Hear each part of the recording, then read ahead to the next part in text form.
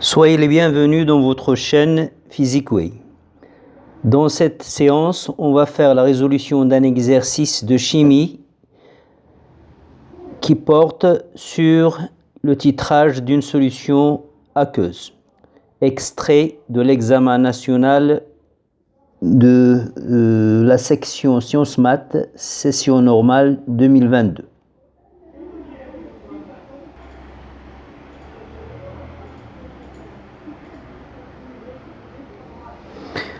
Première question, écrire l'équation de la réaction du dosage. Une molécule de l'acide salicylique, HA, réagit avec un ion H au-. HA cède H+, H au- capte le H+. HA va se transformer en A- et H au- va capter H+, pour donner H2O.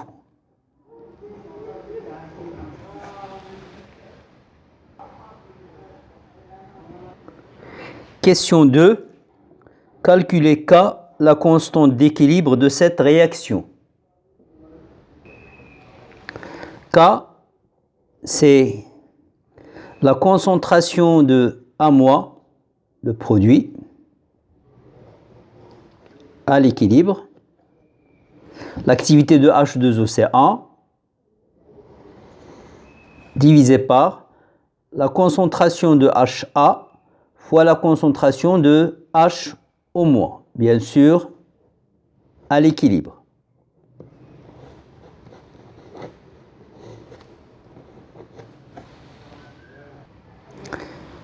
Je vais multiplier par la concentration de H3O+, en haut et en bas.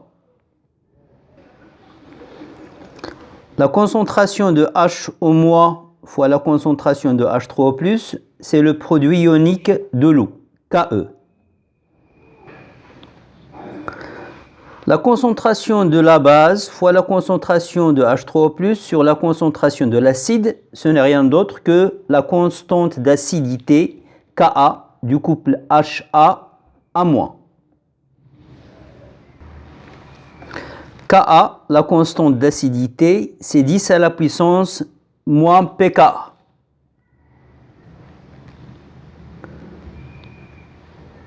pKa c'est connu, Ke c'est connu, donc on passe à l'application numérique. La constante d'équilibre, K égale à 10 à la puissance 11. Remarquons que K est très grande. Elle est largement supérieure à 10 à la puissance 4, ce qui veut dire que cette réaction, la réaction de dosage, est une réaction totale.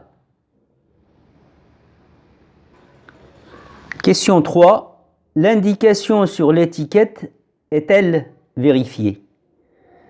Donc, pour s'assurer que, et pour voir est-ce que l'indication est vérifiée, il faut calculer C0, la concentration de la solution de l'acide salicylique, de la solution S0. Et pour calculer C0, il faut d'abord calculer Ca, la concentration molaire de la solution diluée qui a été dosée, qui a été titrée. Et pour cela, il faut établir la relation d'équivalence. Et pour établir la relation d'équivalence, il faut d'abord écrire ou dresser le tableau d'avancement de la réaction du dosage.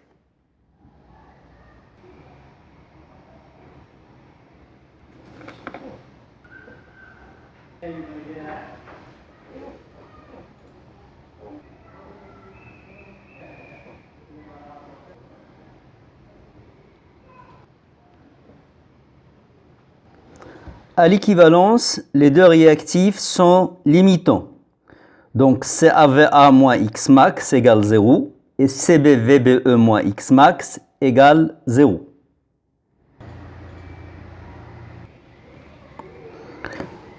Donc Xmax égale CaVa et Xmax égale CbVbe. Donc, CaVa égale CbVBE. Or, pour obtenir la solution SA, on a dilué la solution S0 10 fois. Donc, Ca, c'est C0 sur 10. Donc, C0 sera égal à 10 fois Cb fois VBE sur Va. Cette relation, on va lui donner le numéro 1. La masse de l'acide introduite dans un volume V de la solution, c'est MHA. C'est la quantité de matière de HA fois la masse molaire de HA. Or, la quantité de matière, c'est la concentration C0 fois le volume de la solution. MHA égale C0 fois V fois grand MHA. C0, je vais la remplacer par l'expression 1. Donc, en exploitant la relation 1, j'aurai MHA égale 10 Cb fois VBE fois V fois MHA sur Va. Bien sûr, le V ici, c'est 50 ml, c'est-à-dire 50, 10 à la puissance moins 3 litres. Tous les paramètres sont connus, donc on peut passer à l'application numérique. MHA égale 5 grammes. Donc, l'indication sur l'étiquette est vérifiée.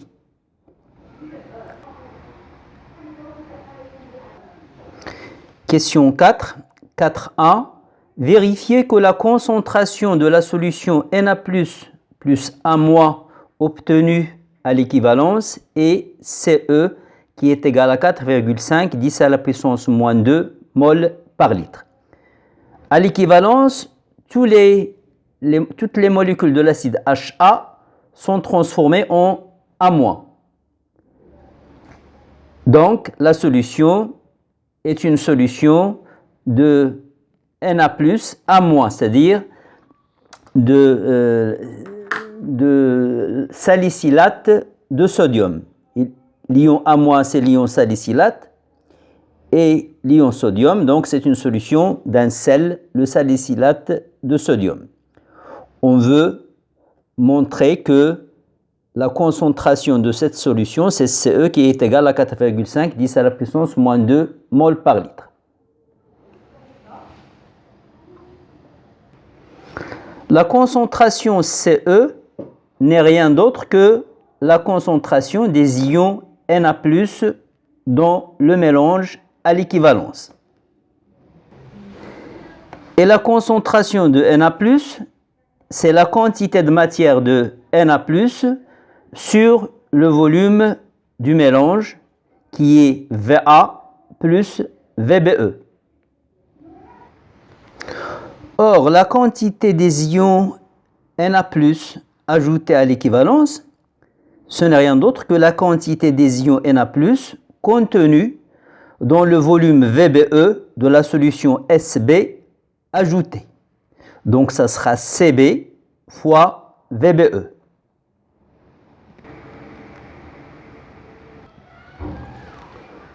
Application numérique. Ce égale 4,5 10 à la puissance moins 2 mol par litre.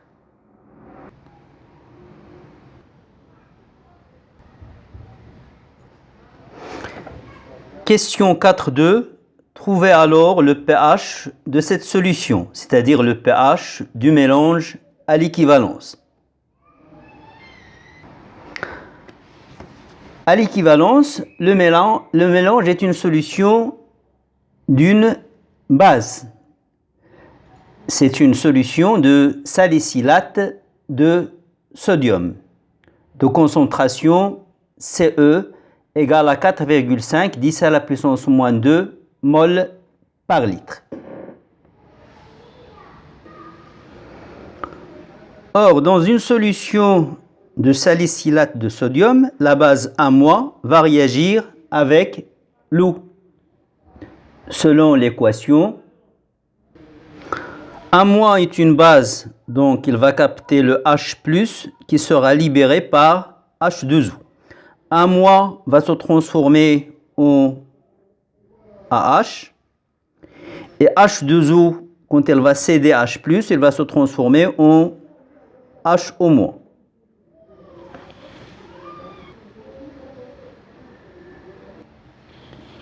Dressons le tableau d'avancement de la réaction. Appelons V' le volume du mélange à l'équivalence. La quantité de A- introduite, c'est-à-dire à l'état initial, c'est CE fois V'. L'eau, elle est en excès. Là, c'est 0. Là aussi, c'est 0. À l'état intermédiaire, ça sera CEV' moins X. Là, c'est en excès. Là, ça sera X. Et là, c'est X. Et à l'état final, ça sera CEV' moins X final. Et là, ça sera X final. Là aussi, c'est X final. Pour déterminer le pH du mélange à l'équivalence, il faut déterminer la concentration des ions H3O+. Pour cela, on va utiliser l'expression de la constante d'acidité du couple HA-A-. L'expression de la constante d'acidité, elle est invariable. C'est la concentration molaire de la base fois la concentration molaire des ions oxonium sur la concentration molaire de l'acide. Je vais multiplier par la concentration de HO- en haut et en bas. On aura donc Ka, ça sera la concentration de A- à l'équilibre fois la concentration de H3O+ à l'équilibre fois la concentration de HO- à l'équilibre sur la concentration de HA à l'équilibre fois la concentration de HO- à l'équilibre.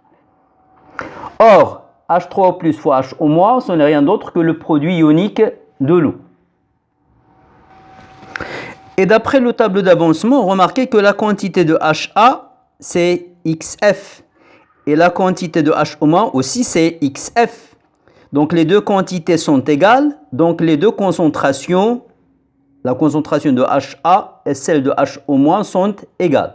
Donc je peux écrire concentration de HO- fois concentration de HO-. Et la concentration de A-, c'est la quantité de A-, la quantité finale de A-, sur le volume du mélange.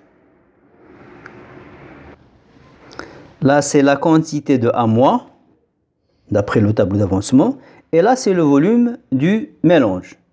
Donc, CEV' sur V', ça va donner CE, moins XF sur V'.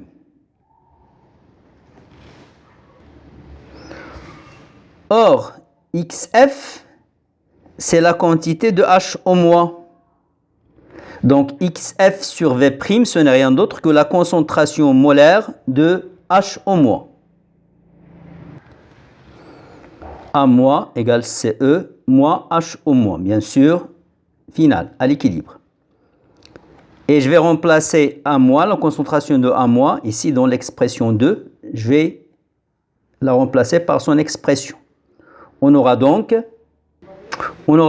Ka égale CE moins concentration de HO-, le tout fois KE, sur HO- au carré. Je vais faire passer ça de l'autre côté. J'aurai donc... Après, je vais faire passer ça dans le premier membre de l'équation. J'aurai donc... Et j'obtiens une équation de second degré dont l'inconnu, c'est la concentration de HO-. Appelons-la, si vous voulez, Y. on ne va pas l'appeler X pour qu'il n'y ait pas de confusion avec l'avancement de la réaction. Donc l'équation de second degré aura pour forme l'inconnu, c'est Y, c'est la concentration de H au moins. Je vais remplacer les constantes par leur valeur.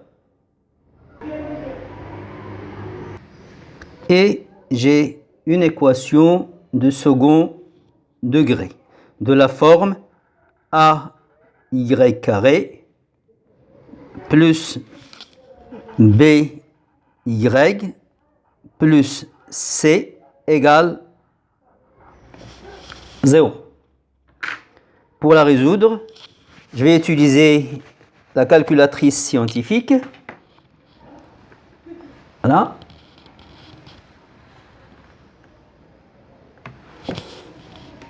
Donc, mode. Là, j'ai comptabilité, statistique. Là, équation 5. Mode 5. 5. Ensuite, j'ai l'équation de second degré, ax carré plus bx plus c, c'est le 3. 3. Il me demande d'introduire la valeur de a. La valeur de a, c'est 10 moins 3. A fois 10 à la puissance moins 3. La valeur de b, 1 fois 10 à la puissance moins 14. La valeur de c, moins 4,5, 10 à la puissance moins 16 égale. La première solution, c'est x1, 6,7, 10 à la puissance moins 7. Et l'autre solution,